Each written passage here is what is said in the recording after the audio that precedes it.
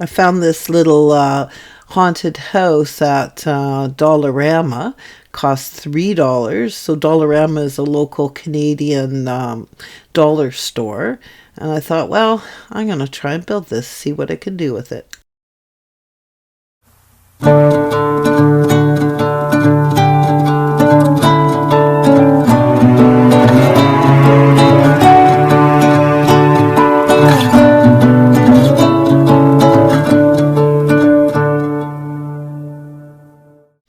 So I'm showing you on the back of the box, there's actually four different houses. So I picked the one that I showed you earlier, but these are the other three that were available for $3 a piece. They're actually pretty cool. So they're laser cut, and I'm actually really shocked at the quality of the laser cut. They're really actually very, very nicely put together. Probably the nicest miniature dollar store thing that I've ever made. So super easy to punch out. The wood was very nice, like it's not garbage wood. It was actually put together really well. So you can see here I've got it all completely disassembled. Okay, and this is what she looks like. So I've chosen to put this thing together using a paper mache technique. So you can see here I've got my trusty tacky glue out, and I'm just unloading it into a little dish that's also got water. And I'm going to use tissue paper to decoupage this. Now, because I've chosen to take the back wall out of this house, it's not terribly stable. So the reason why I've decided to paper mache or decoupage it together is to give it stability, because I don't think just gluing it alone would have been enough. So basically what I've done is I've just taken some hot pink tissue paper, and I've just decoupaged the entire thing. And I've got to wait for it to dry before I can proceed any further. Don't worry about it being hot pink. It's all going to be painted over. But this does make it very sturdy. So, because I didn't put that back wall in. So you see here that the wall would have gone here. Yeah, I'm just kind of touching up a little couple of spots. So I don't care if it's folded a little bit. It'll just add to the character of the house when I paint it. So you can see here any pieces that I'm not planning on adding to the house, I've also covered in the tissue paper and glue mixture. And then that way I don't have to worry about it. It'll be easy enough to cover up. So I'm not going to be using any of the Halloween embellishments that came with the kit, like the pumpkin and all that. Okay, so now I've got an extra piece of cardboard that I cut off of the side of a box, and I've trimmed it to the right width. So now I've just got to measure it and trim it to the right length. So basically what I'm going to be doing is I'm going to be putting a second floor in there. Now I'm not quite 100% certain if this house is truly a 1/48 scale house or not. I would say that it is very close to being a 1/48 scale house. However, the rooms are pretty tiny. So there you go. I've got the second floor glued in, and I'm quite pleased with the way that turned out. I was sort of considering making the door so that it opens and closes, but I think on a little guy this size, it's probably not totally necessary. So I've chosen to use this paint and primer all in one, and I really like it. It's from the local hardware store, so it's not just regular acrylic paint. It's actually got a primer built into it, and then that way I can paint the whole thing with just one coat. So you can see the coverage. You can't even see that pink through it. So I just go ahead and I paint the entire house, and there you go. See, that looks really good now it's painted. So those are the areas that I'm going to do in that creamy brown color, and then I'm going to be using some black and some folk art soft gray, and I'm going to mix those two colors together, and I've done all of the trim. So I'm not boring you by showing you how to paint the trim. You guys all know how to paint. So I painted the trim.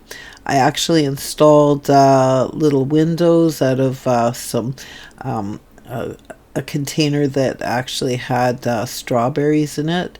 So it's actually got real little windows in it, and I've gone ahead and I have painted the inside of the house that soft gray color.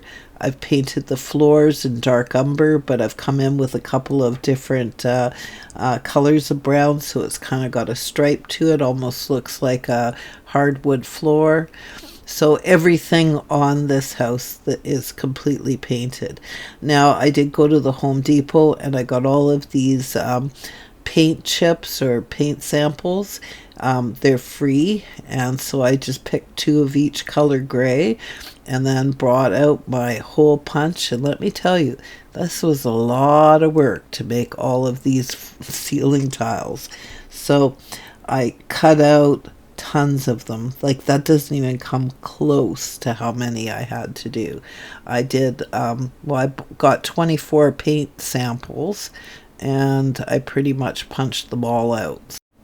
Because I used so many different shades of grays and blacks, it actually turned out really good, and actually I think it looks like excellent shingles. You can see here the tacky glue is still wet, so there's some white showing, but that's okay, that'll go away. See, here's my garbage pail just full of sheets. So I finally got this roof done, and let me tell you, that was no easy task. It actually took me a couple of hours to apply all those little dots to the roof, but I think it looks pretty good. I'm actually quite pleased with it. So now I'm taking out the burnt umber, and what I'm doing is I'm just kind of laying down the foundation for everything that's going to be on the landscaping. So everywhere where I've got that burnt umber is where the garden is going to be. And everywhere that I painted green is going to be grass, and everywhere that I painted that dove gray is going to be sidewalk. Actually, not sidewalk, cobblestones. So that's kind of the rough draft of what the exterior is going to look like. So now I'm taking tacky glue, and I'm covering everywhere where I'm going to be putting either little rocks or the cobblestone. Now, in order to use paper clay, it has to go down on top of glue. So I've smothered the surface where I want the paper clay to be with my tacky glue. And I'm just taking like little round odd shaped pieces and pressing it in, and that's the cobblestones that will make up my front sidewalk. And then I'm going to do the same on the back. There you go. Oh, sorry, I got to move this plant out of the way. So those are all my cobblestones. And then I just rolled a bunch of little rocks and made sure that they were all glued down. You've got to glue this stuff down. And so everything is all glued together. Now, the bad thing about doing this is it does take 24 hours to dry. So in the meantime, I made this little table out of a button and some beads for the base. I made that little bookshelf out of a coffee stir stick. I made a little wing chair out of the air dry clay. I also made a little dresser out of the air dry clay. So those are some of the furnishings that are going to go inside my little house. Oh, and I also made these little pictures for the walls. Those are just jump rings, and inside they've just got scrap fabric. And you can see here I painted my little wing chair. Just got to wait for it to dry so that I can put some beads on it for legs.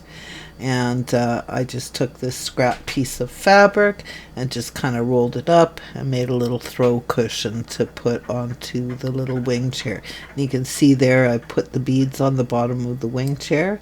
So now my air dry clay is dry. I'm just kind of going in with this sandy brown color and trying to get into the cracks in between all of the pieces of cobblestone. So I'm just kind of lightly painting it in between all of the cracks. and then I go back in with several shades of grays and whites, and I do the stones around the garden, and then I do the cobblestones. So I'm not quite pleased with the way that's turned out. That's not the finish to it. I still have to go back in and put some highlighting in it. So you can see here I needed a bed, so I just made a bed out of a piece of foam core, actually 2 pieces of foam core glued together with a little popsicle stick as a headboard, and some scrap fabrics for the bedding. And then I did have this little candlestick holder, and I'm just going to glue it onto the kitchen table. So now I'm adding tacky glue everywhere where I want the garden to be, and I just got to make sure that everywhere where that chocolate brown painted is completely covered in tacky glue. So you can see here I've spread it around and I've got good coverage. And then I'm going to bring out my trusty tea bag. Yeah, here you go. So you slit a hole in the corner of the tea bag, and then you generously pour tea all over it. And don't worry if you pour too much, because you can just tip it over. So now I've gotten little pieces of reindeer moss that I've cut up really fine, and that's going to be my lawn. So everywhere it was painted green, I'm pressing in reindeer moss. Now, a lot of people would not probably use this product for this purpose. There is better quality landscaping stuff, but I have to tell you, landscaping is not my forte. I don't really enjoy doing it all that much. I had to with this little project, but I just didn't want to go and buy any specialty stuff, so I used what I had. The little flowers in the flower gardens are just like little pieces of flowers that I had that I just kind of cut up, and a little bit more reindeer moss. So I'm taking rubbing alcohol and black acrylic paint, and I'm mixing it together, making a nice wash. And basically what I'm going to do is I'm just going to give this a nicer tone. So so I'm just going over all of the cobblestones, and I'm going to do the roof of the house as well. The problem with using those paint samples is the edges are white, so you really do have to do a wash over it afterwards so that you can tone the white down. So and you can see here, like they look so much better. I think that looks so much better now. It's toned down, and see here the difference. I mean, I don't know if the camera gets it as well as I could see it, but by doing that, you really get rid of all of the shiny white edges off of the little circles. So yeah, see, it looks so much better, so much cleaner. So this is my finished product. I did have to touch up a little bit on the front of the house, so I'm going to have to go back in and dry brush it a little bit with black. But you can see the roof turned out really well, and I've got some little plants in the garden, and you can see the cobblestones at the back, and the little table I made with the button. I did not put lighting in this house, but I think it turned out pretty cute. I mean, I just wanted to challenge myself to use a dollar store item and see if I could take it to the next level, and I think I did accomplish this. So so yeah, there you go. I'm pretty tickled with it. It's kind of neat to try a new scale. I thought it was interesting. If you enjoyed today's video and would like to help support my channel, you can do so by buying me a coffee. Just go to www.buymeacoffee.com/Lisa I don't know if you guys could tell, but honestly, this little project took me all weekend long. But I'm kind of glad that I did it. Just wanted to try something different for you guys. If you haven't already subscribed to my channel, please subscribe. It's free.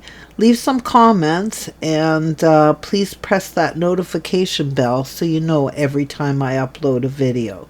And once again, everyone, have the best day ever.